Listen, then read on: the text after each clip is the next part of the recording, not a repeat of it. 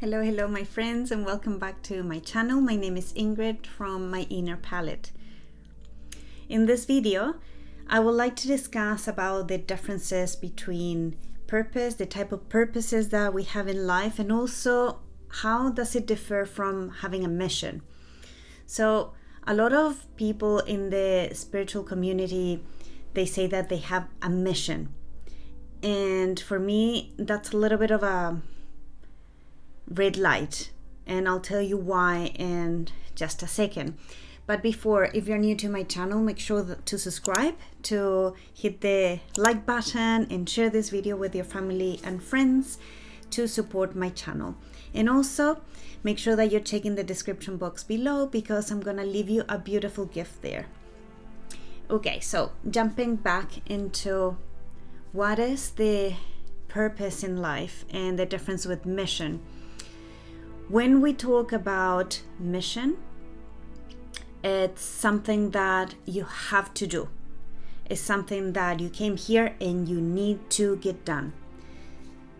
And why is this a warning sign for me? Is that if you have to do something, it means that you don't have free will, which in human life, if you're experiencing a human life as a spirit incarnated in a human body, you do have free will. Otherwise, you wouldn't be here. You would be living in a different dimension, which is not the case. So if you're here and you think that, okay, I'm spiritual and I have the mission of this, and that, just be careful on how you're using your thoughts and the words that you're using at the moment, because that's creating your reality. And if you have a mission and you're not able to accomplish it, then you might feel that you have a life of unfulfillment. You might be feeling very, very down at the moment because you cannot do it, and I have this mission and I cannot do it. So be careful with that. And here is where we jump into the purpose, right? Purpose is totally different. When we're talking about purpose, we have two different types of purposes, and it doesn't mean that you have only one purpose in life. And that's a great news for many of us, because in the past I was always like, what is my purpose? I don't have a life purpose. What is the life purpose for me? And I was always very, very confused, thinking that I had to discover what my life purpose was. Well, then I realized we don't have just one life purpose, or we don't have a life purpose.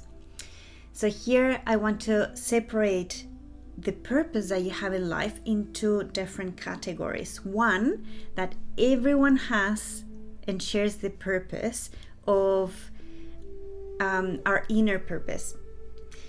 So the inner purpose is all about experiencing life on earth, learning from your experiences on earth, and start to getting to know yourself. Where is your state of consciousness? Our presence, how do we grow? What do you like? What do you don't like? How can we heal through the processes that we encounter in life and that we've manifested, so we can actually grow from them? How do you show up for yourself? What are your emotions? How are your relationships doing?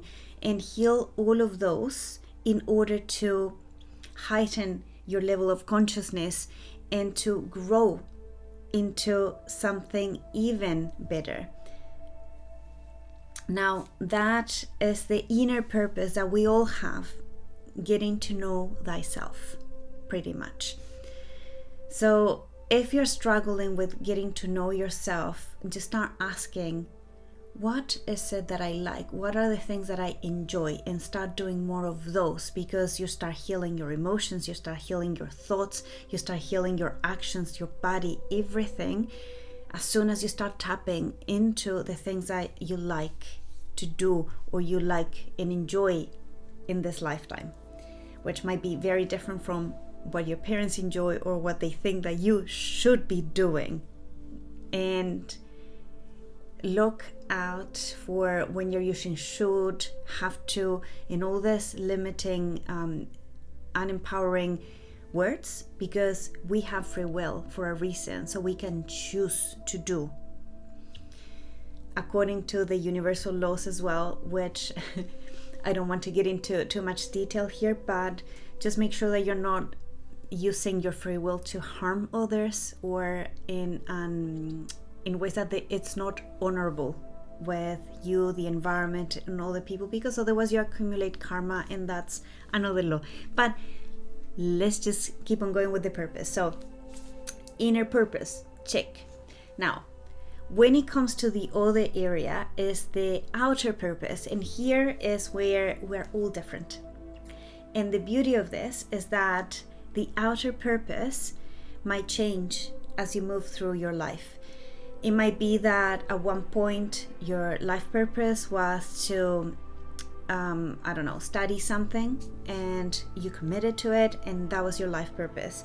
Then at some other stage in life, it might be that, okay, I want to have children. Now I'm going to be the caregiver for my children, and I'm going to be the best mom for them. That could be another life purpose. It's not that you have only one. Then perhaps later on in life, you might want to do something different, and it might be helping society in a different way according to everything that you've learned through your life, and through all the growth that you've been doing. And then that becomes also an outer life purpose. And a lot of times when we look at the life purpose and what we're putting out into the world, it relates to connecting to that inner purpose that I was mentioning before. The more you get to know yourself, the more that you tap into your authentic self, the more that outer purpose is gonna bring a lot of joy to you just by doing it. Not because it's being paid, perhaps you can just get it paid or whatever it is, but it's not because the focus is external, it's still internal. It's something that you're projecting outside into your outer world and sharing with everyone else. Sometimes when we're going through this process of changing and understanding what we like and what we don't like, then some friendships or relationships might start switching and changing as well.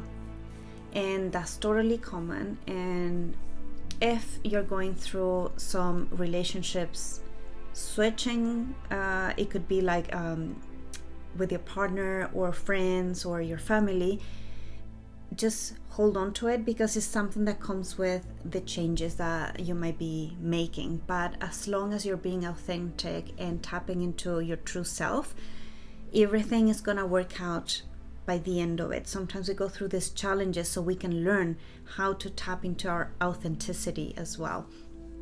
And there could be also pivotal moments in your life where your life purpose externally changes, and this could be related to breakups that you can have, like with relationships, as I was mentioning before, or it could be someone passing that you truly love, that it was in your family, friend area.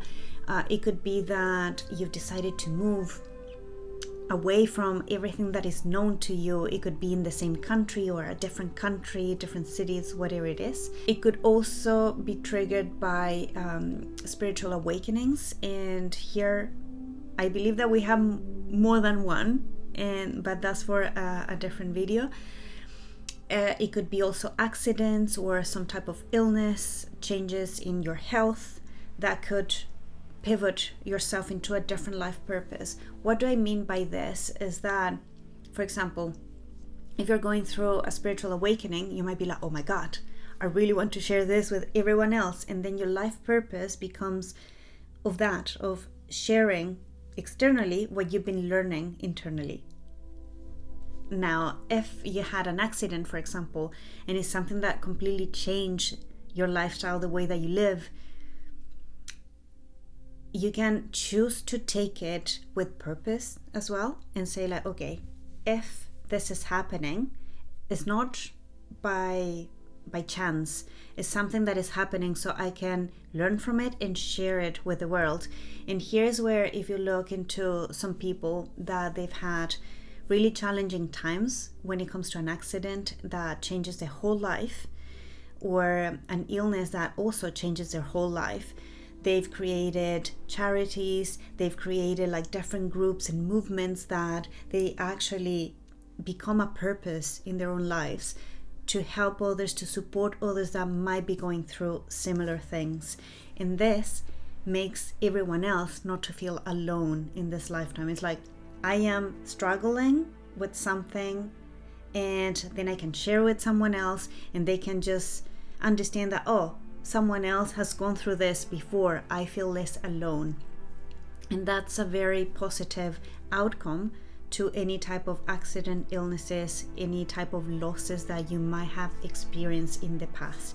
I'm not saying that this is easy, and if you're going through any type of challenges like that, I do recommend you to like check on with family, with friends, that you get support, any type of support that you need. I'm not saying like just go and do your own thing. It's just like get the support you need, but then at some stage you might or might not be prepared to share that with the world, and that's totally up to you because it's under your free will. I wanted to share that, for example, in my case, I had at 19 I developed very strong migraines, and this had to do with a lot of childhood challenges that I faced, and how I was taught to keep all the emotions in instead of actually understanding what I was feeling and expressing it in a healthy way. Within my family, it was more like, no. You have good emotions, you show them. You have bad emotions, which they're not bad, they're just emotions, you keep them in. Because everyone else feels uncomfortable as soon as you start crying or you're angry or whatever it is that people are uncomfortable with. So if you're happy, yes, show it. So I started getting preconditioned to like eat all my emotions first, creating digestive issues, and on the other hand, I started like accumulating them in my emotional body, which creates different type of ailments. And in my case, at 19, I developed like this massive migraines, to the point that at one stage, I had a migraine for a full month in a row. And out of that, I was going to the doctors, and they would just give me more prescriptive drugs, which they weren't really effective, and I was taking like a lot of like different type of tablets a day for the whole month.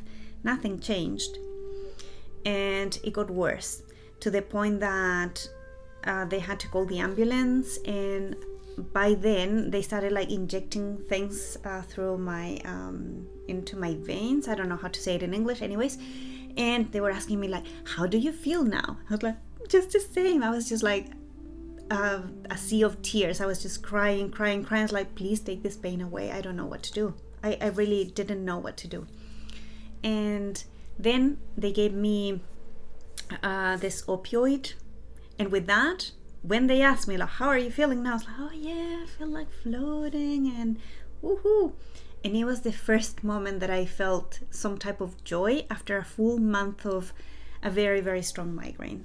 I couldn't sleep, I couldn't eat. I was just trying to hydrate myself, and eating a little bit, I would feel nauseous, and the pain was so much. And I was pushing myself to the limit, because I kept on like, I need to study, I need to do this, I have to, I should. And all of those were preconditionings that I was carrying from my childhood that I learned that I had to do. So this for me was a pivotal moment in my life, because obviously looking at the medical aspects of it, doctors weren't helping.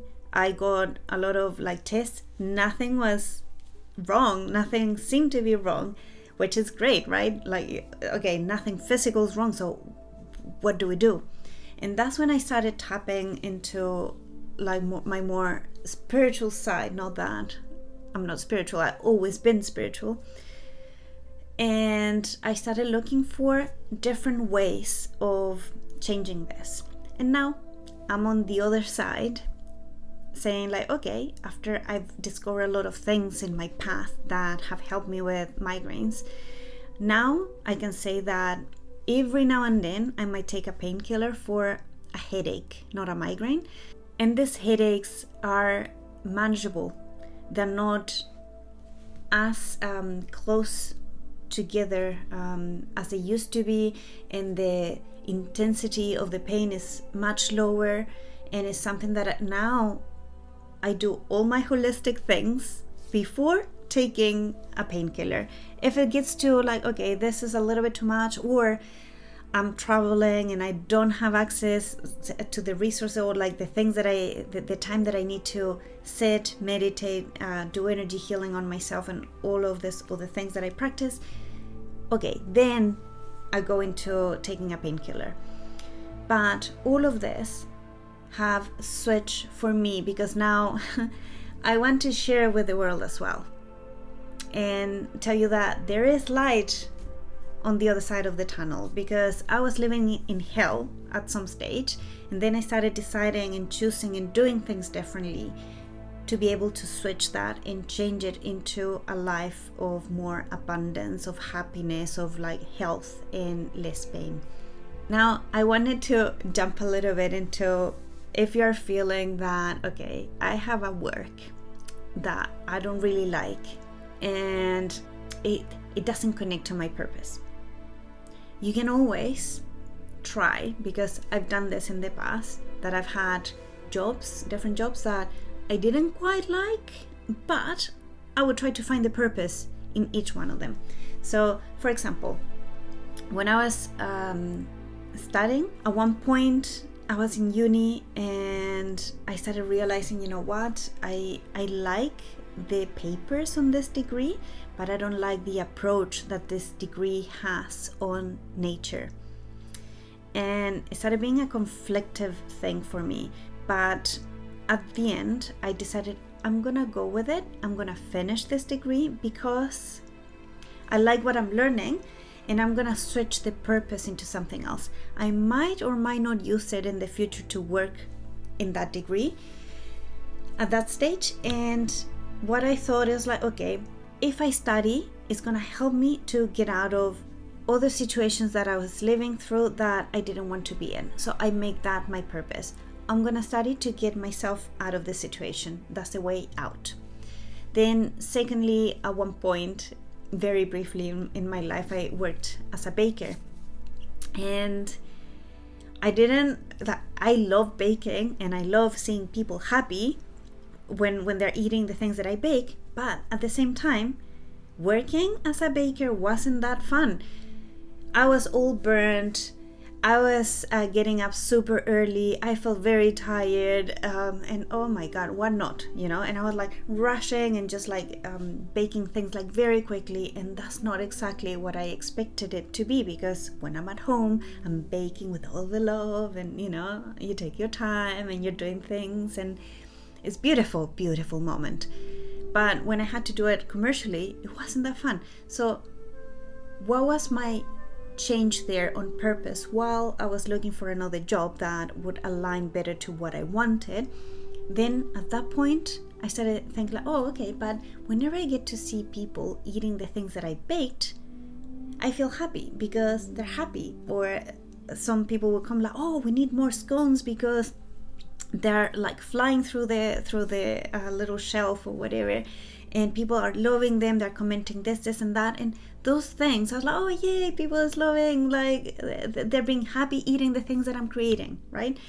So I switched to that purpose. Then later on in life, I was a manager as well, people manager, and there was a lot of things that I didn't like about that role. But what I did like was that I was able to support the direct reports that I had, and I could see them growing with that support as well. And that to me was very purposeful, because I was not only doing a great job, I was also helping others to grow and to support them in that growth. So for me, it was a beautiful experience because of that change in mindset into giving it a purpose.